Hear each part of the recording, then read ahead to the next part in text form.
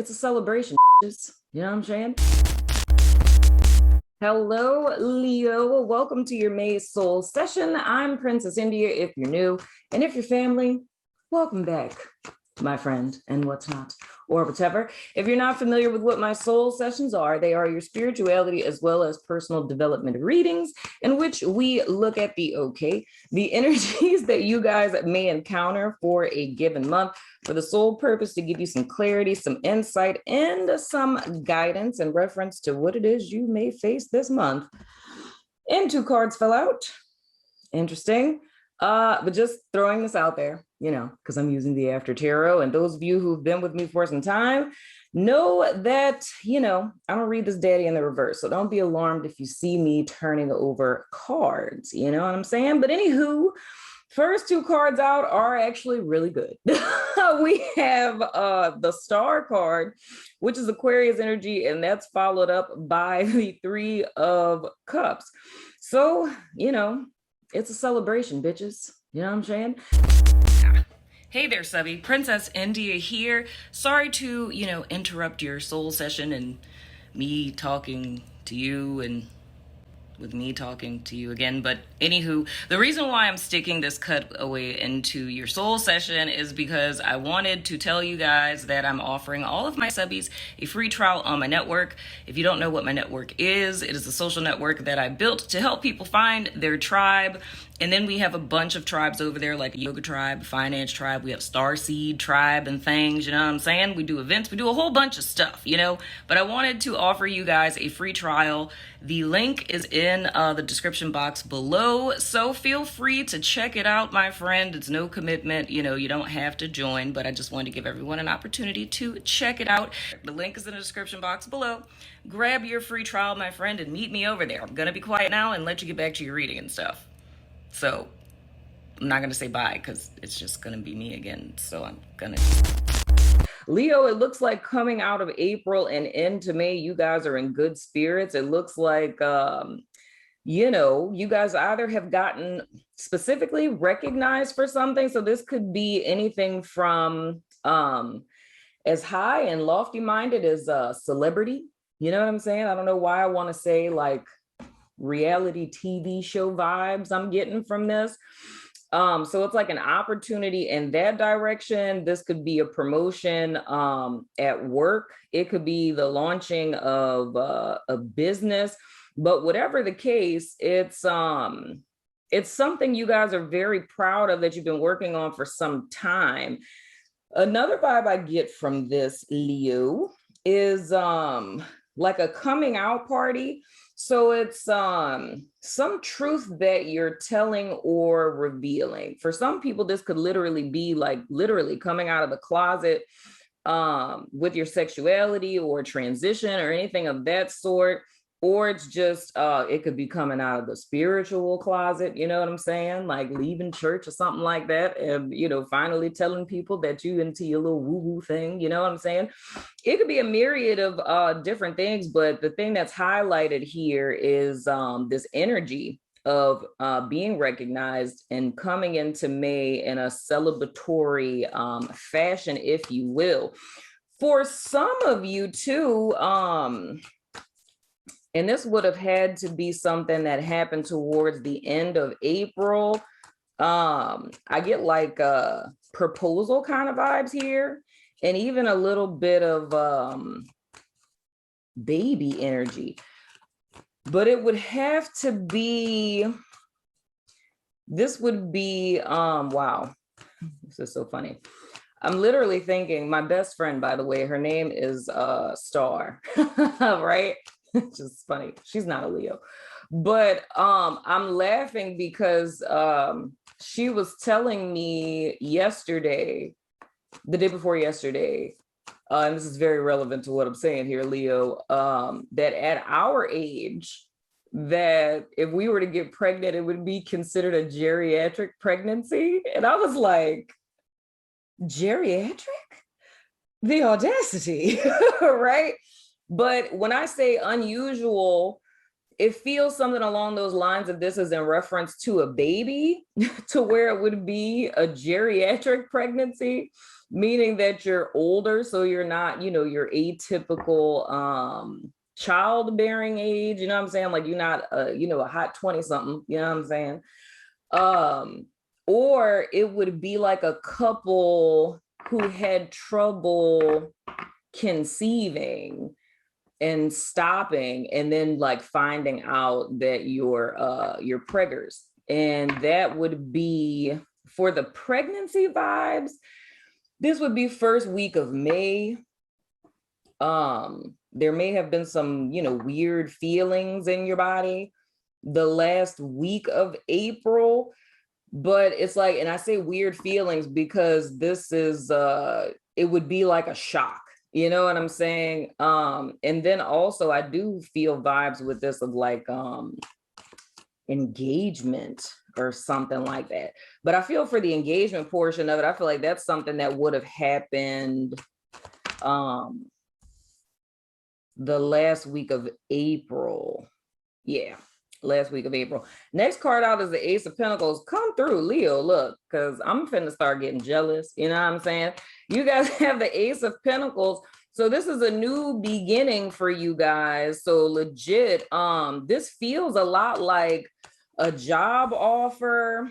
This is increase in money is being recognized, contracts, marriages, babies, like you guys are literally on cloud 9 coming into May. Like I can't even front with that. But the Ace of Pentacles is more or less speaking to this being a new start for you guys. And it's something that's going to build over time. Because if you've been with me for some time, you know this. With all aces, I look at them as seeds. And I believe that all 10s in the tarot exist within the ace, but specifically with this being pentacles, it means it's a seed that you have to plant and like cultivate over time. But the beautiful thing about this is things manifesting in a pentacle sense, it takes longer, like it takes work, it takes time, it takes energy, it takes effort. However, there's a sense of longevity. You know what I'm saying? So the vibe that I'm getting coming in this first week of May for my Leos is more or less that, this big, great, super dope thing happened, right? It's imperative that you celebrate, enjoy the moment. Don't rest on your laurels because there's still work to be done moving forward. Now, the next card that came out, ooh, child. We have my favorite, well, one of my favorites, the Seven of Swords. Y'all know I always say with that, what you skip will trip you up later, my friends. And this is making me think about you guys reading. It wasn't April, Leo. I want to say this was March, when I was telling you guys about how you felt in your spirit something was coming, right? Like you felt it right around the corner. And I was telling you guys it was so important in March to make sure that you handled your business and like tied up loose ends and things of the sort, and not try to just jump ahead, because it's this thought of like, you get this really great idea and you just want to jump in like head first, right? And I think I used the example, I might not have, I might be totally making this up, but what's coming to me, it's like a business plan. So it's like you get a really dope idea for a business, and one's inclination would be, let me design my logo, start building the website, you know what I'm saying? And like get merch, you know what I'm saying? But there's no business plan in place. And even though it's uncomfortable, the goal in March was to focus on that business plan. So when things fell into place for you to act on it, you actually have a strategy to follow, as opposed to just kind of jumping in and, pushing other stuff to the side. Of course, the Seven of Swords is falling into that past energy. So this very well can go into that vibe of March into April. So the thing that's important, and then seeing the next card being the Four of Pentacles, that kind of gives me a little bit of insight, Leo, that some of y'all may not have listened to your friend Princess, but that's neither here nor there. That's why we do these. You are right. You know what I'm saying? But anywho, but you guys are still holding on to something. So it's something that you guys are carrying. And I feel it's probably, okay, I just heard specifically, is a mismanagement of your finances specifically. Okay. For others of you, Like the biggest vibe here, dude, is a mismanagement of finances. So here's the deal. So if we were to go in this vein of this being a finance thing, this could be a second job. This could be, you know, a side business or a side hustle, or it could be a raise, right? But if you didn't handle your business, like say, if you know that you have a tendency to mismanage your finances, like living beyond your means, you know what I'm saying? Not saying that you're not making enough money. It may feel that way, but it's just the fact that there's, and you might want to go back and watch the Taurus reading too, because I talked about that a lot in there. And it's Taurus season, so it works as like a collective reading for everyone. So I would definitely go back and watch that, because I was talking about what I'm doing with like my bank statements and stuff like that, just to kind of seal any cracks if there's like subscriptions I forgot about and it's like bleed money and things of the sort. But if you guys got an increase in finances and you know prior to this that you always had issues with living beyond your means or overspending and things of the sort, with this Seven of Swords, this is kind of highlighting something that you skipped, right? Not saying that it will trip you up later, but this is a heads up of saying like you have to let this go. Because I feel you guys are coming into a new season. It's a new cycle, whether this is, you know, an increase in finances, and it's a new job, it's a new baby, you know what I'm saying? It's a new partnership, you know, becoming a celebrity, whatever the case may be. It's just the fact that the way it's something that you're doing, right? And I would have to say with this, I don't think it's something where you would have to like, you know, sit and do deep self-inquiry. I think this is something that's kind of top of mind that you know that you do, but you keep putting off like really dealing with it. You know what I'm saying? This is more or less screaming out at you guys to handle that this month, right?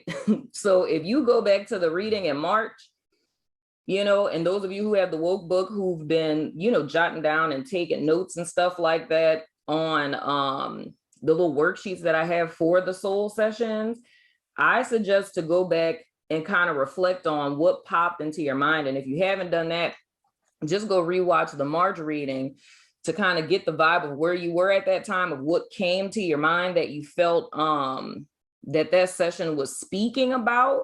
You know what I'm saying? Because 9 times out of 10, that's the thing that we're talking about. So it's a bad habit is really what I want to say. But it's not saying that this particular thing is going to screw you over or anything like that.